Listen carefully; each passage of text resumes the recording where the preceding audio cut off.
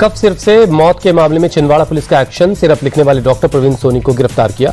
Special team ने राज्यपाल चौक से पकड़ा। कोल्ड ड्रिफ्ट सिरप बनाने वाली तमिलनाडु की फार्मा कंपनी के खिलाफ एफआईआर। जहरीले सिरप से अब तक 14 बच्चों की मौत। तमिलनाडु, एमपी, राजस्थान के बाद केरल में भी cold drift cough syrup ban. शुरुआती जांच में डाई एथिलीन ग्लाइकॉल पाया गया। एमपी के छिंदवाड़ा में कफ सिरप की वजह से 27 दिनों में 11 बच्चों की मौत। राज्य सरकार ने परिवार के लिए 4 लाख के मुआवजे का ऐलान किया। राजस्थान में कफ सिरप पीने से भरतपुर, सीकर और चूरू में एक बच्चे की जान गई। राजस्थान सरकार ने कैसेंस फार्मा की सभी 19 दवाइयों पर पाबंदी लगा दी है। राजस्थान के स्वास्थ्य मंत्री गजेंद्र सिंह खीवसर ने दवा से मौत की बात को किया खारिज। कहा, जांच में ऐसा कुछ भी सामने नहीं आया। मध्य प्रदेश, राजस्थान और में जहरीले कफ सिरप से मौत के बाद उत्तराखंड में अलर्ट। देहरादून में मेडिकल स्टोर्स पर एफडीए का छापा। प्रतिबंधित और दूषित सिरप जब्त किया गया। कफ सिरप के मामले पर एक्शन में केंद्र सरकार सभी राज्यों के स्वास्थ्य सचिव और ड्रग कंट्रोलर के साथ बैठक करेंगे। केंद्रीय स्वास्थ्य सचिव शाम 4 बजे वीडियो कॉन्फ्रेंसिंग के जरिए होगी मीटिंग। बीजेपी ने 2 फेज और जेडीयू ने 1 फेज में चुनाव की मांग की। बिहार बीजेपी अध्यक्ष दिलीप जायसवाल बोले, घोषणा के 28 दिनों के बाद चुनाव हो जाए तो बेहतर, इसमें देर न की जाए। आज से बिहार में सुझाव यात्रा शुरू कर रही बीजेपी 20 अक्टूबर तक घर घर जाकर फीडबैक लेगी। लोगों के सुझाव को घोषणा पत्र में शामिल करेंगी। जेडीयू नेता संजय झा ने कहा, बिहार की कानून व्यवस्था अच्छी है, मगर महाराष्ट्र में 1 फेज में चुनाव हो सकता है तो बिहार में क्यों नहीं। बिहार चुनाव पर डिप्टी सीएम विजय सिन्हा का बयान, चुनाव आयोग जो फैसला करेगा वो सबको मान्य होगा। चुनाव आयोग की सर्वदलीय बैठक में बोले तेजस्वी यादव, उम्मीद है कि बिहार में निष्पक्ष चुनाव करवाया जाएगा। पटना में बीजेपी चुनाव समिति की बैठक। चुनाव प्रभारी धर्मेंद्र प्रधान की अध्यक्षता में सीट शेयरिंग और उम्मीदवारों के नाम पर मंथन हुआ। सीट शेयरिंग पर बोले जेडीयू नेता राजीव रंजन, एनडीए ने कभी किसी को असंतुष्ट नहीं किया, सबको सम्मानजनक हिस्सेदारी मिलेगी।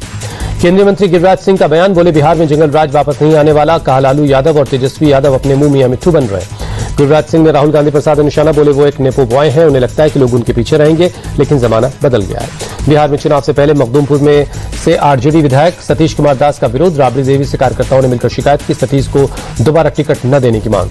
पीएम मोदी 8 अक्टूबर को करेंगे नवी मुंबई एयरपोर्ट का उद्घाटन। करीब 2 महीने बाद दिसंबर से चालू हो जाएगा एयरपोर्ट। गृहमंत्री अमित शाह ने फिर दोहराया नक्सलवाद को खत्म करने का संकल्प। कहा, नक्सल के गढ़ बस्तर में 31 मार्च 2026 तक लाल आतंक को अलविदा कह दिया जाएगा। अमित शाह बोले, नक्सली हथियार डाल दें, इसी में उनकी भलाई। अगर शांति भंग करने की कोशिश की तो सुरक्षा बल देंगे जवाब। नक्सलवाद को बाबा बागेश्वर ने छत्तीसगढ़ के लिए बताया काला धब्बा। नक्सलियों से हिंसा छोड़ने की अपील की। बिहार में के पटना समेत 2 दर्जन जिलों में आज भी भारी बारिश का रेड अलर्ट है। 3 दिन अभी राहत मिलने के आसार नहीं। बिहार के कई जगहों पर पिछले 24 घंटे लगातार बारिश हो रही है। सिवान, गोपालगंज, रोहतास और छपरा जिलों में स्कूल बंद है। बिहार के जहानाबाद में आसमानी बिजली गिरने से 3 लोगों की मौत। 2 अलग अलग घटनाओं में 10 लोग झुलस गए। भारी बारिश की वजह से पटना के मीठापुर सब्जी मंडी के पास सड़क धंसी। रोड धंसने से गाड़ियां फंसी। बैरिकेडिंग कर ट्रैफिक रोका गया। बिहार के सासाराम में हुई भारी बारिश से कई इलाकों में जलभराव। लोगों को आने जाने में हुई परेशानी। बारिश और पानी लगने से फसलों को भारी नुकसान। गांवों के लोगों के घरों तक पानी घुस गया है। यूपी के चंदौली में भारी बारिश से जलभराव। रेलवे कॉलोनी में सड़कें पानी में डूबी हैं। लोग परेशान हैं। नेपाल में आसमानी आफत से भारी तबाही हुई। पहाड़ी इलाकों में लैंडस्लाइड से जगह जगह हाईवे बंद है। लंबा जाम लगा है। नेपाल में भारी बारिश की वजह से सरकार ने पूरे देश में स्कूलों में 2 दिनों की छुट्टी का ऐलान कर दिया। लोगों से घरों में ही रहने के लिए कहा गया। उज्जैन में कल हुई भारी बारिश से जनजीवन बेहाल है। शिप्रा नदी के तट पर कई मंदिर पानी में डूबे। नदी के किनारे घाट और सीढ़ियां पानी में डूबी हैं। लोग हुए परेशान। हैदराबाद में कई जगहों पर तेज बारिश। भारी बारिश के चलते जगह जगह जलभराव है। लोगों की परेशानी बढ़ी। ट्रैफिक की रफ्तार हुई स्लो। चक्रवात शक्ति का गुजरात में बढ़ा खतरा। 8 अक्टूबर को द्वारका, जामनगर समेत 6 शहरों में भारी बारिश की चेतावनी जारी हुई है। जम्मू कश्मीर के राजौरी में, पुंछ में कई जगहों पर बारिश। तापमान में आई भारी गिरावट। ट्रैफिक की रफ्तार थमी। अमेरिका के डलास में तेलंगाना के एक युवक की गोली मारकर हत्या कर दी गई। बीडीएस के बाद आगे की पढ़ाई के लिए अमेरिका गया था पोले चंद्रशेखर। महाराष्ट्र के बुल्ढाना में मूर्ति विसर्जन के दौरान बवाल। अज्ञात लोगों ने बवाल किया। आरोपियों की तलाश में जुटी है पुलिस।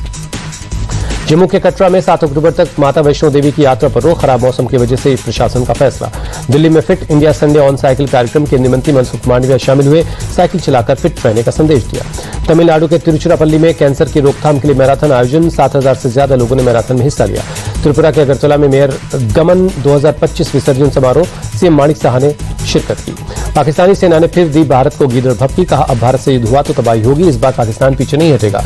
भारतीय आर्मी चीफ के बयान से बौखलाया पाकिस्तान। जनरल उपेंद्र द्विवेदी ने पाकिस्तान को नक्शे से मिटा देने की बात कही थी। विमेंस वनडे वर्ल्ड कप में आज भारत और पाकिस्तान के बीच महामुकाबला। कोलंबो में दोपहर 3 बजे से होगी भिड़ंत। भारत ने अपने पहले मैच में श्रीलंका को हराया। पाकिस्तान को पहले मैच में मिली हार। टीम इंडिया की जीत के लिए देश भर में प्रार्थनाओं का दौर। वाराणसी प्रयागराज में क्रिकेट के फैंस ने हवन पूजन कर टीम की जीत की दुआ मांगी। महिला क्रिकेट वर्ल्ड कप में पाकिस्तान के खिलाफ भारत की जीत के लिए वाराणसी में हवन पूजन हुआ। क्रिकेट प्रेमियों ने शानदार जीत की प्रार्थना की। आज दोपहर 3 बजे से कोलंबो में मैच होगा। प्रयागराज में भी भारत की जीत के लिए प्रार्थना का दौर। क्रिकेट फैंस ने हवन पूजन कर जीत की दुआ मांगी। 19 अक्टूबर को अयोध्या में धूमधाम से मनाया जाएगा दीपोत्सव। मंडल आयुक्त ने दी जानकारी। कहा, दीपोत्सव की तैयारियां पूरी हैं। 26 लाख से ज्यादा दिए जलाकर नया रिकॉर्ड बनाएंगे। पूर्व क्रिकेटर शिखर धवन उज्जैन के महाकालेश्वर मंदिर पहुंचे। बाबा महाकाल की भस्म आरती में शामिल हुए।